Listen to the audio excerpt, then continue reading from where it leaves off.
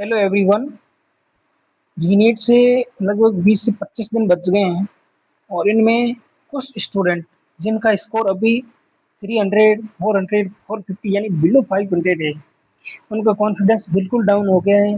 बिल्कुल उन्होंने पढ़ना भी छोड़ दिया है। कुछ स्टूडेंट ऐसे हैं जिनके बहुत कम स्कोर आ रहा है, फिर भी उन ये मान रहे हैं कि हमें एमबीबीएस के अलावा कोई सा भी ऑप्शन मिल जाए, कोई सी भी मतलब जैसे वेटरनरी में चले गए, आयुर्वेद में चले गए, नर्सिंग में चले गए या किसी अदर कोर्सेज में चले गए एमबीबीएस के अलावा, और फिर भी उनका जो मन नहीं कर रहा पढ़ने का, उनके लिए आज एक बहुत बढ़िया स्ट्रेटेजी है। और जो स्टूडेंट अभी 450 500 पे भी चले जा रहे हैं और अभी 25 दिन बच गए हैं, इन 25 दिन के अंदर बहुत बढ़िया स्कोर भी कर सकते हैं। सर ये कि आपको सिस्टमिक वे में प्लानिंग के थ्रू पढ़ना पड़ेगा, तभी जाके 21 जून को आप बेस्ट स्ट्रेटेजी के साथ सिलेक्शन दे सकते हो।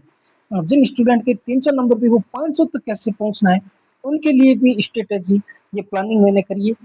तो वीडियो पूरा देखें, बिल्कुल लास्ट तक बने रहें, और नए हो तो यूट्यूब चैनल को जरूर सब्सक्राइब करें, लाइक शेयर। जो भी स्टूडेंट अभी 300 से 400 पे हैं, उनको मतलब एमबीबीएस के अलावा किसी भी कोर्सेज में जाना है, तो उनके लिए भी वीडियो और आएंगे, और इस वीडियो को देखना ना भूलें। तो स्टार्ट करते हैं। 300 नंबर भी है तो आप मान के चलो कि आपको लगभग 500 नंबर लाना है, उसके लिए कितने क्वेश्चन करने होंगे। नॉर्मल से क्वेश्चंस बढ़ाने हैं तो उनके लिए शर्त ये है कि आप पढ़ोगे कैसे, पहली बात, और हार नहीं माननी पहली बात। तो जैसे अपन स्टार्ट करते हैं बायोलॉजी से। बायोलॉजी के कुछ ऐसे टॉपिक्स मैं आपको बताने वाला हूँ जैसे हर साल क्वेश्चन आते हैं एक चैप्टर से, जिसको आप मतलब 1 से 1.5 घंटे में कंप्लीट कर सकते हैं। उससे 4-4 5-5 क्वेश्चन हर साल आते हैं। और कुछ ऐसे टॉपिक बिल्कुल छोटे जिनसे 2-2 क्वेश्चन आ रहे हैं। Then chemistry, then physics. और बात करें मॉक टेस्ट की, तो जिन स्टूडेंट कभी 500 से नीचे, उनको ज़्यादा मॉक टेस्ट के पीछे बिल्कुल नहीं भागना है, क्योंकि आपको पहले अपना सिलेबस कवर करना है। सिलेबस भी आप कवर नहीं कर पाओगे तो मॉक टेस्ट देख के भी क्या कर लोगे, कोई मतलब वाली बात नहीं। मेरा तो ये सिंपल मानना है, मॉक टेस्ट के पीछे भागने का कोई ज़्यादा सेंस नहीं। हो सकता है कि आप अब 25 दिन बच गए तो इनके अंदर 2 या 3 मॉक टेस्ट लगा लो, ताकि आपको लग जाए कि वास्तव में कैसी फील आती है। बाकी कोई ज़्यादा कस वाली बात नहीं लगती इसके अंदर। आप अपने सिलेबस के ऊपर फोकस करें, सिलेबस कैसे पूरा करना है उसकी बात करें। 1 या 2 बार आपकी आंखों से आगे के सिलेबस निकल गया तो ये मान के चलना कि आप बढ़िया से स्कोर कर ही लोगे। तो स्टार्ट करने वाले हैं। पहले अपन देख लेते हैं इसके अंदर बायोलॉजी में कौन से टॉपिक पढ़ने हैं। बायोलॉजी की बात करें तो आप ये कोशिश करो कि पूरी बायो पढ़नी है। फिर भी अगर आपको लगे कि कुछ कुछ टॉपिक आपको मतलब बोरिंग टाइप लग रहे हैं, तो आप स्ट्रेटेजी के साथ चैप्टर पढ़ें। जो अभी रिसेंट 3 मई को जो नीट का एग्जाम हुआ था, उसके अंदर बायोलॉजी के जो ट्रेंड्स देखे गए कि जैसे बायोटेक्नोलॉजी जैसे चैप्टर दोनों से 9 क्वेश्चन आ गए थे। 9 क्वेश्चन, 9 into 4 कितने क्वेश्चन हो गए, 36 नंबर। ये लो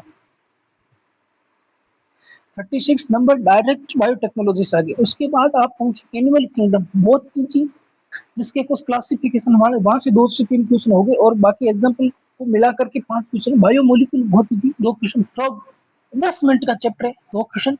ब्रीथिंग, सर्कुलेशन, एक्सक्रीटरी, लोकोमोशन, बहुत छोटे छोटे चैप्टर है, वहां से 2-3 क्वेश्चन आ गए। ये लो आप human reproduction, reproductive health 5 question, human health and disease 2 question, evolution 3 question, neural और केमिकल 2-2 क्वेश्चन। ऐसे चैप्टर जिनको आप प्राइमरी पे रखें, इन चैप्टर को फास्टली रिवाइज करें, 2 से 3 बार देखें, ताकि ये क्वेश्चन आपके मतलब बहुत ही कम चैप्टर बहुत अच्छा स्कोर आपको देके जाए। इन्हीं चैप्टर को बार बार पढ़े। उसके बाद आप इकोलॉजी देख सकते हो, इकोलॉजी देख सकते हो। जैसे मोलिकुलर बेसिस ऑफ इनहेरिटेंस वाला चैप्टर देखो, जेनेटिक्स देखो, इसके अंदर कुछ सेलेक्टिव टॉपिक देखो। जैसे इकोलॉजी, इकोलॉजी का पूरी पढ़ो। मोलिकुलर बायोलॉजी, इसके कुछ सेलेक्टिव टॉपिक देखो, जैसे transcription, translation, human genome project, DNA fingerprinting, इनकी कुछ सेलेक्टिव टॉपिक देखो, या उसकी इंपॉर्टेंट जो कॉन्सेप्ट पूरी चीज पढ़ने की बजाय इंपॉर्टेंट चीज वहां से देखो जहां से हर साल क्वेश्चन आते हैं, वो चैप्टर देखो। ताकि अपना जो ट्रेंड थोड़ा चेंज करोगे पढ़ने का, तो आप 300 से 500 पे बहुत इजीली पहुंच जाओगे। ठीक है, नेक्स्ट हम लोग पहुंचने वाले हैं फिजिक्स के ऊपर। जैसे केमिस्ट्री और फिजिक्स की बात कर लेते हैं। केमिस्ट्री, जैसे केमिस्ट्री के कुछ चैप्टर जैसे एटॉमिक स्ट्रक्चर, पिछले हर साल से दो क्वेश्चन आ रहे हैं इस केमिस्ट्री के एटम स्ट्रक्चर से, बहुत छोटा चैप्टर है।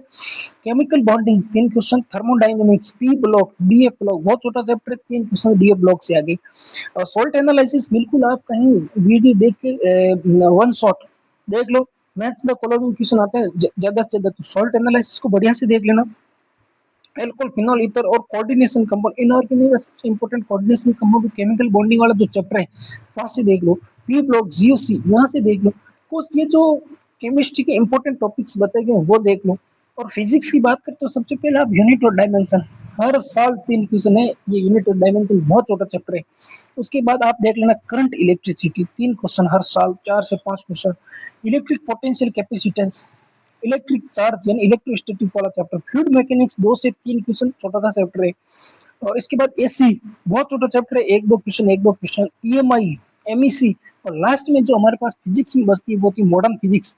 सबसे पहले आप यूनिट डायमेंशन पढ़े और देन मॉडर्न फिजिक्स पढ़े। मॉडर्न फिजिक्स हर साल इंपॉर्टेंट क्वेश्चन आते हैं, 5 से 6 क्वेश्चन आते हैं, और नीट 2020 के अंदर से 7 क्वेश्चन मॉडर्न फिजिक्स से आ गए थे। तो इसी स्ट्रेटेजी के साथ आप अगर पढ़ोगे तो बहुत बढ़िया स्कोर कर लोगे, क्योंकि पिछले कई सालों से ये ट्रेंड देखा गया कि आप जो इम्पोर्टेंट टॉपिक है वहाँ से सेलेक्ट करें और उसके इम्पोर्टेंट डाटा, इम्पोर्टेंट फॉर्मूला उनको बार-बार रिवाइज़ करें, ताकि आप अगर 300, 350 में 500, 550, 600 तक बहुत बढ़िया तरीके से आप पहुँच सकते हो। शर्त ये है कि आपको प्लानिंग के साथ पढ़ना पड़ेगा। Thank you.